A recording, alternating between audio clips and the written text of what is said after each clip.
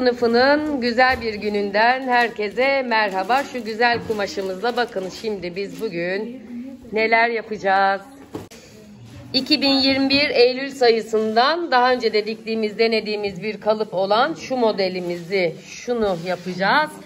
34-44 beden aralığında jarse kumaş, yani esnek bir kumaş istiyor. Çok güzel bir model. Şuralarında biz biye ile çalıştık birkaç kez yaptığımızda. Şimdi bunun dikim ve kesim aşamalarında sizinle beraber olacağız. İyi seyirler diliyorum.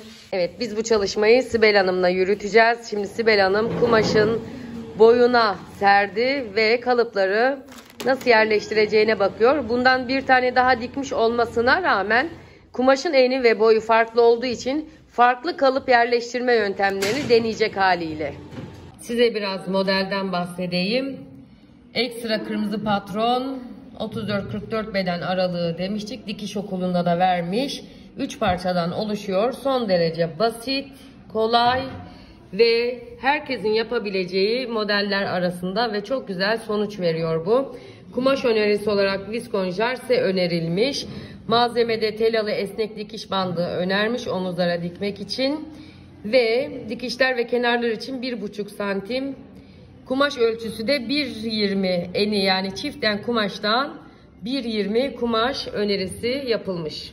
Makine seslerimizin kusuruna bakmıyorsunuz elbette. Şimdi ön ve arkayı kumaş katına yerleştirdi. En fazla olduğu için kumaşımızda fazlalığını ortaya verdik ki ortadan bütün parça kumaşımız kalsın diye geoder cetvellerini kullanıyor. Boyunu biraz uzatacağız modelin. Dik açılarını hiç bozmadan yaptı. Oraya dikkatinizi çekerim. Artık kese kese benden hiç yardım almadan yapıyorlar ve ben bundan çok mutlu oluyorum.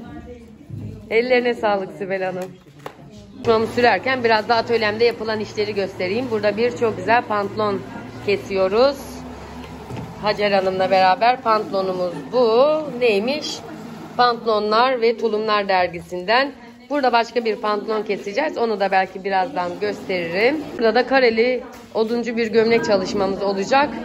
Onu da kestikten sonra şimdi Sinem Hanım karelerini denk getirmek için kumaşın hem buradan, yani hem kenarından hem oradan karelerin denk gelecek şekilde kaymaması için iğneliyor. Ben orada çekim yaparken de Sibel Hanım burada bluzunu kesiyor.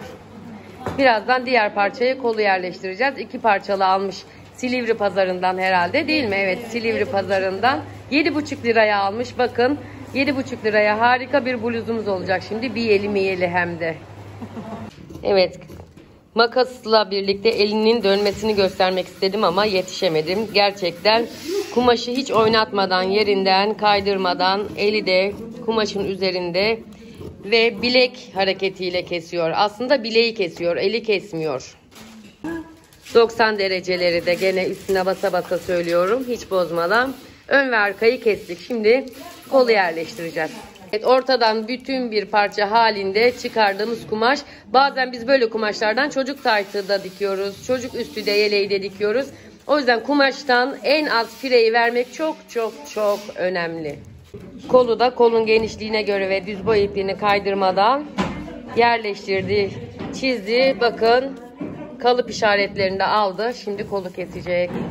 Nazar değdirmeyeyim Sibel Hanım'a, adaşıma. Tabii kaç yıldır dikiş dikiyorsun Sibel Hanım? Aslında evde dikiş dikmiyorum ama 4 yıldır geliyorum kurslara. 4 yıldır kurslara geliyor ve artık aslında bağımsız dikebiliyor birçok modeli. Gene de ileri seviyede dikiş teknikleri için kursumuza devam ediyor. Artan kumaşımızda bir parçada diğer parçadan artmıştı. Biz bundan bir şey daha kesin çıkartır. Keseceğiz yani mutlaka. İşaretlerini geçiriyor. İyi, tamam. Güzel. Şimdi kolla işimiz bitti. Kolu bir kenara koyacağız. İlk önce ön ve arkanın biyelerini yapmamız gerekiyor. Bunda omuz dikişi daha sonradan yapılıyor. Yani en son normalde yakayı yapıyoruz veya kolu taktıktan sonra yapıyoruz ama bunda biraz farklı bir teknik olacak. Bunun dikim aşamalarında ilk önce yakaya biyeyi yerleştireceğiz. Biyesi hazır biye olarak kullanılacak. Şöyle biyesini şu an yerleştiriyor. Ön ve arka yakaya biye yerleştirildikten sonra dikilecek. ve ön ve arka omuzlar üst üste bindirilecek. Şimdi iğnelerini taka taka. Siz kendi kumaşından da yapabilirsiniz. Bunun gene böyle bir renk ipiniz var, kumaşınız vardır. Ondan yapabilirsiniz. Açık pembe vardır. Ondan yapabilirsiniz. Deri biye ile yaptık. Deri biye ile de çok çok güzel oldu bu çalışma. Deri biye ile de yapabilirsiniz. Şöyle hafif penyeyi toplaya toplaya, çok yaydırmadan biyemizi yerleştirdik. Makine çekilecek. Daha sonra biyemiz böyle çevrilecek. Biyelerin tek katı dikildi. Payları temizlenecek. Payları temizlendikten sonra biyemiz bu şekilde tertemiz kapatılacak. Ütü ve pay temizleme aşamasındayız şimdi.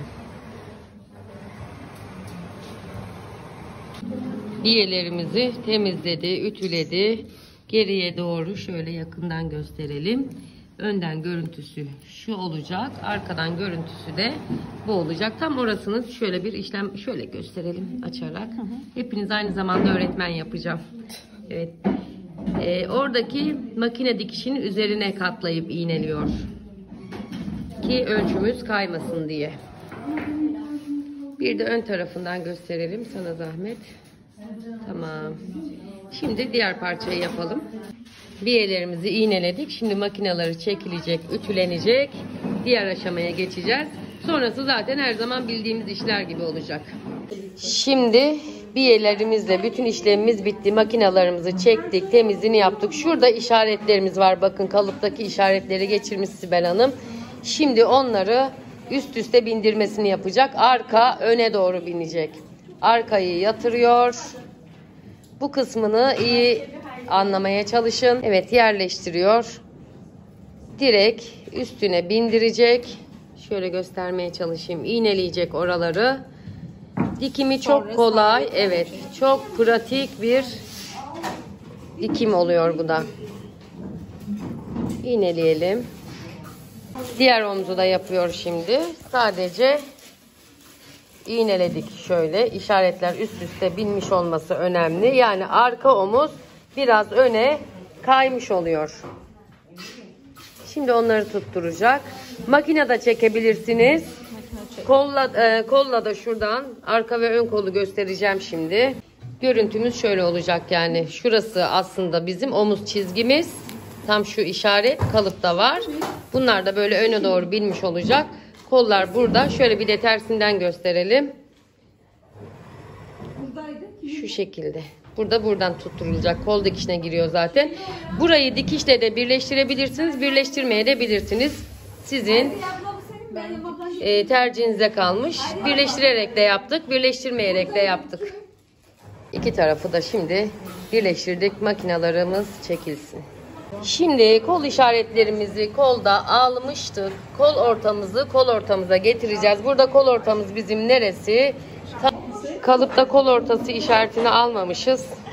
O yüzden kol ortasını buluyoruz şimdi. Burada kol ortasına tamam, kolda var. Bunda bedende yok.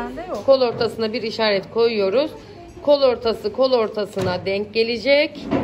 Koldaki ön kol takma işareti de denk getirerek şimdi kolumuzu yatay iğnelerle iğneleyeceğiz. Alıyoruz. İşaretimiz nerede ön kolda? Burada. Şurada mı? Ben burada kameradan göremedim ya. Burada. Bu da ön. Yok, burası ön zaten hocam. Tamam, burada işaretimiz yok. Burada yok. İşaretlerimizi denk getirip kol işaretlerimizi yeniden alarak, kalıpta unutmuşuz çünkü tekrar aldık. Şimdi overlockla kol üstünü birleştireceğiz. İkisini birlikte çekeceğiz. Çünkü kumaşımız overlock'un ikisini birlikte çekmesine müsaade eden bir kumaş. Artık bu kol takma aşamasını birçok videoda size defalarca anlattığımız için bunda çok ayrıntılı anlatmıyoruz. Ama siz o videoları tabii izleyebilirsiniz. Dikkat edeceğiniz şey iğneleri dikey takmak, işaretleri denk getirmek. Bu kadar. Kollarımızın overlockla birleştirilmesini yapıyoruz şimdi de. Makine seslerimiz hala gördüğünüz gibi. Şöyle hemen bir göstereyim. Sevgili kursiyerlerimin renk şeker makinalarıyla sizlere